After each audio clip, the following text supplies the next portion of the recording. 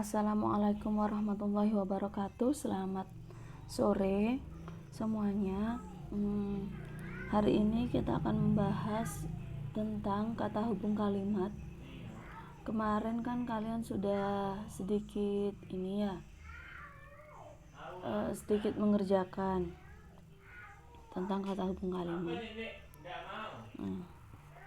Sekarang kita ke converse, inverse, dan kontraposisi. Converse berarti kebalikan. Nah, jadi converse, inverse, dan kontraposisi ini merupakan materi lanjutan dari implikasi P maka Q. Nah, jika ada dua pernyataan dan hubungannya adalah implikasi, jika P maka Q, maka berlaku ketiga bentuk ini, converse, inverse, dan kontraposisi. Kalau converse itu merupakan kebalikan dari implikasi. Kalau P maka Q, maka kebalikannya adalah Q maka P. Nah, kebalikannya. Kalau inverse dari implikasi berarti negasinya. Kalau inverse dari implikasi P maka Q adalah ini. Nah, negasi P maka negasi Q. Kontraposisi dari implikasi P maka Q adalah gabungan dari converse dan inverse. Jadi dia dibalik dan juga ada negasinya, maka menjadi negasi Q maka negasi P. Gitu ya.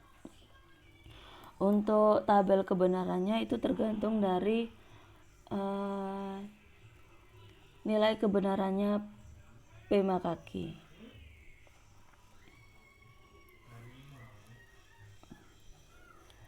Jadi misalkan ada kalimat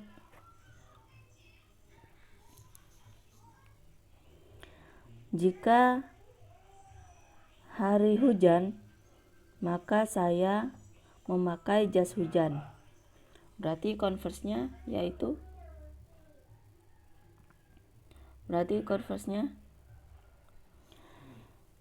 jika saya memakai jas hujan maka hari ini hujan.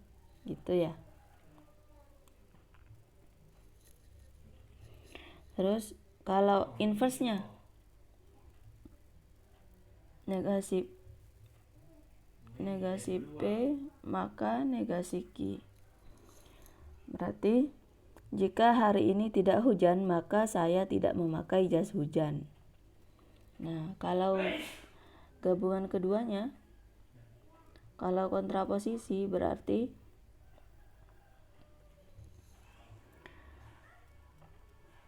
jika saya tidak memakai jas hujan maka hari ini tidak hujan.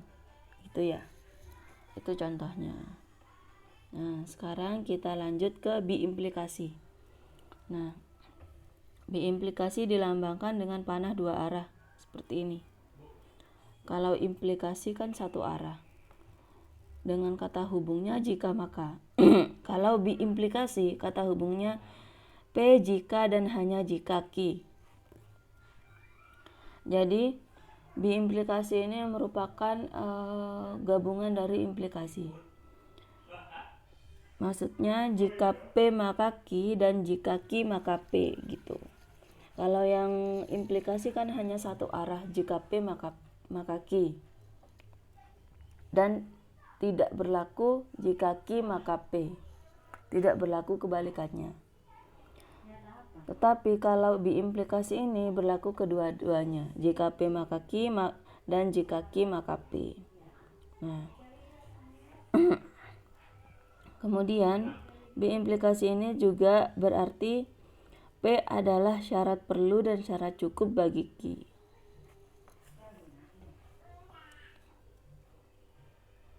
Kalau implikasi itu P maka Q itu P ini syarat perlu, Q ini syarat cukup. Nah, kalau yang di biimplikasi dia ini merupakan syarat perlu dan syarat cukup. Gitu. Nah, sekarang kita ke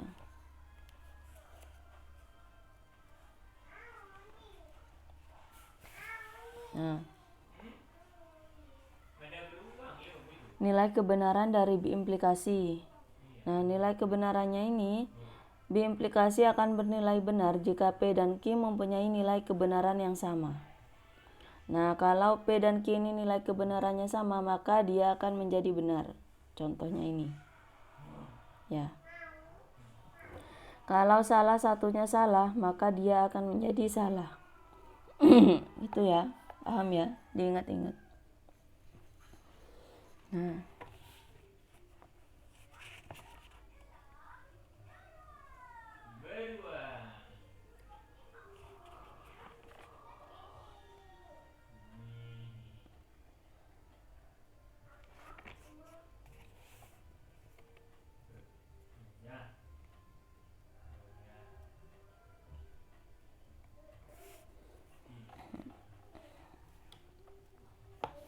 Kemudian kita ke tautologi, ekivalen, dan kontradiksi. Tautologi adalah pernyataan majemuk yang selalu benar untuk semua kemungkinan nilai kebenaran dari pernyataan-pernyataan komponennya. Jadi tautologi ini nilai kebenarannya akan selalu benar, gitu. Nah, kalau misalkan ada yang salah, jadi gimana? Kalau misalkan ada yang salah berarti bukan tautologi. Kalau ada beberapa pernyataan dengan beberapa penghubung seperti ini, dan ternyata setelah dicari nilai kebenarannya ternyata benar semua, nah ini disebut dengan tautologi, gitu ya. Kalau ekivalen ini dua pernyataan dikatakan ekivalen jika kedua pernyataan ini mempunyai nilai kebenaran yang sama. Nah, beda ya. Kalau tadi benar semua, kalau ekivalen ini memiliki nilai kebenaran yang sama. Artinya, P maka Q ini ekivalen dengan ini, negasi P disjungsi Q ekivalen juga dengan negasi Q maka negasi P. Nah, kenapa kok bisa ditemukan kesimpulan seperti ini? Karena sudah dicari dengan tabel kebenaran, ternyata nilai kebenarannya sama, gitu. Jadi yang ini juga sama. Dicari dulu nilai tabel kebenarannya, ternyata sama, maka ternyata bentuk ini berlaku hubungan ekivalen, gitu. Nah, kemudian ada kontradiksi. Kontradiksi ini suatu pernyataan yang bernilai salah untuk setiap nilai kebenarannya. Jadi kontradiksi ini lawannya tautologi, dia selalu bernilai salah.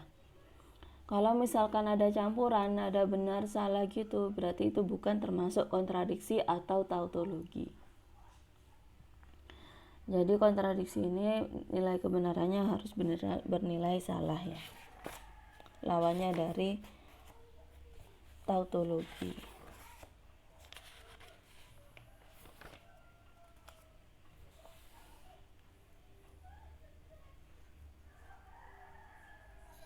Misalkan ada pernyataan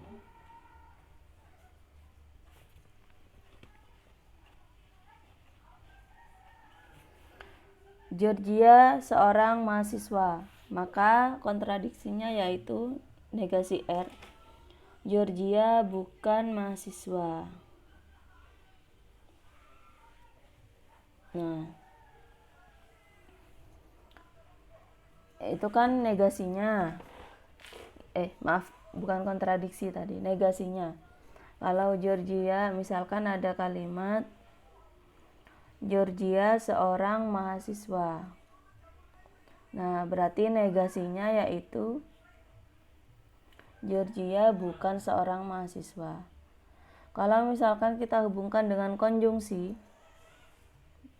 nah yang ini kan bernilai benar, yang ini bernilai salah.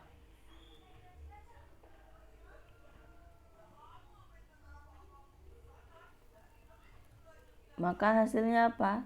Di sini Nah, coba dicari.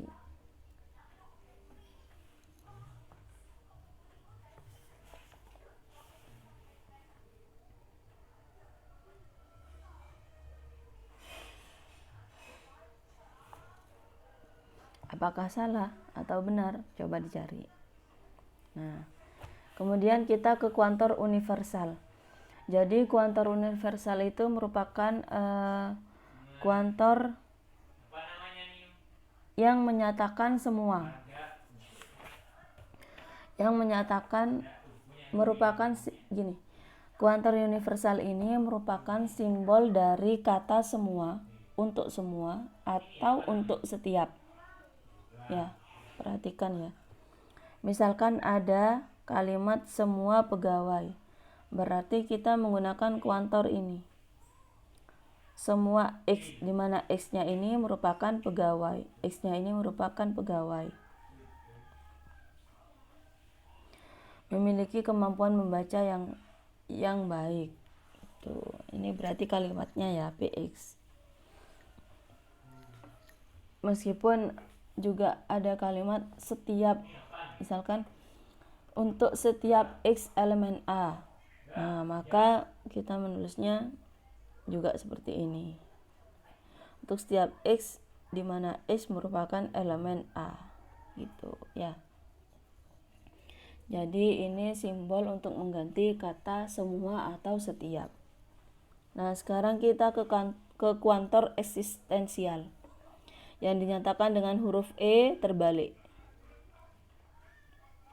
Nah, ini melambangkan kata ada, terdapat, atau beberapa. Misalkan ini, beberapa pegawai memiliki kemampuan membaca yang baik, maka ada X seperti ini. Ya, gantinya seperti itu.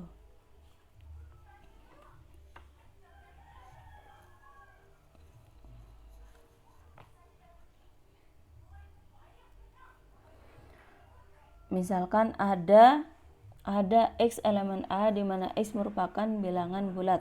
Berarti ada X elemen A di mana X elemen A, ada X elemen A,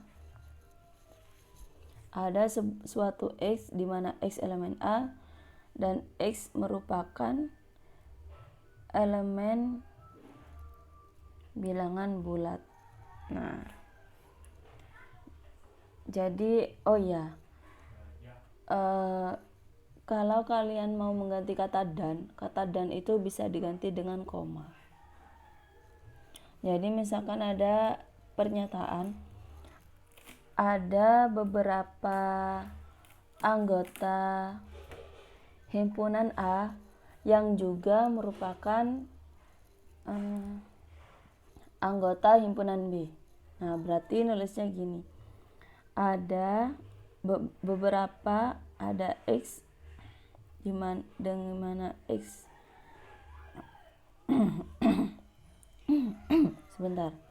Misalkan ada pernyataan seperti ini dari awal ya, diulang ya. Ada elemen X yang merupakan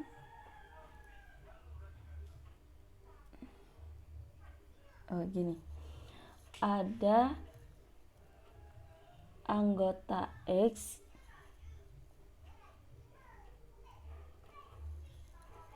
ya, apa ya bahasanya, gini.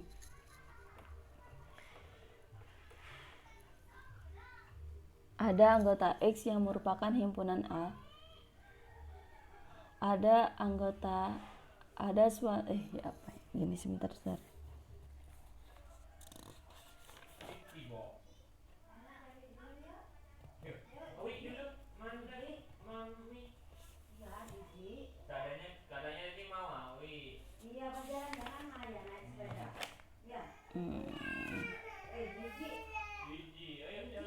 Misalkan gini, ada elemen